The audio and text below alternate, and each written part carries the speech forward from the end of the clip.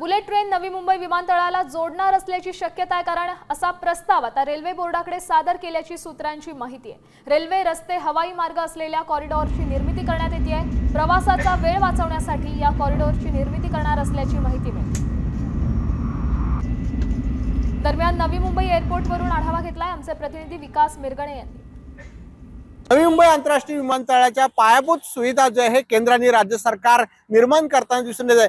आपण पाहू शकता हे नवी मुंबईचं आंतरराष्ट्रीय विमानतळ आहे। अशाच प्रकारे मुंबई अहमदाबाद बुलेट ट्रेनचा उपयोग जो आहे नवी मुंबई विमानतळावर केला जाणार असल्याची माहिती जी आहे ते समोर येताना दिसून येते। मुंबई अहमदाबाद बुलेट ट्रेन हा मार्ग जो आहे नवी मुंबई विमानतळाला जोडण्याचा प्रस्ताव रेल्वे बोर्डाकडे पाठवले आहे। त्यामुळे रेल्वे बोर्डाकडून या प्रस्तावाला मंजुरी मिळाली तर नवी मुंबई विमानतळ गुजरात प्रवास हा जो आहे बुलेट ट्रेनने मधून करता येईल आणि प्रवाशांचा वेळ जो वाचवता येईल। या संदर्भामध्ये रेल्वे बोर्डाने जो आहे प्रस्ताव पाठवल्यामुळे 3 टप्प्यामध्ये जो आहे मुंबई अहमदाबाद बुलेट ट्रेन मार्ग जो आहे 2029 पर्यंत पूर्ण होणार आहे आणि याचा पहिला टप्पा जो आहे 2027 पर्यंत सुरू होईल। अनेक जे रेल्वे बोर्ड असेल किंवा मेट्रो असेल किंवा अनेक हवाई मार्ग जे आहेत ते नवी मुंबई आंतरराष्ट्रीय विमानतळाशी जोडले जाणार आहे। त्यामुळे प्रवाशांसाठी सुखकर प्रवास करण्याचा प्रयत्न जो आहे केंद्र आणि राज्य सरकार यांच्या माध्यमातून करताना दिसून येत आहे। कॅमेरामन ज्ञानेश वाडेसह विकास मिरणे, साम टीव्ही, नवी मुंबई।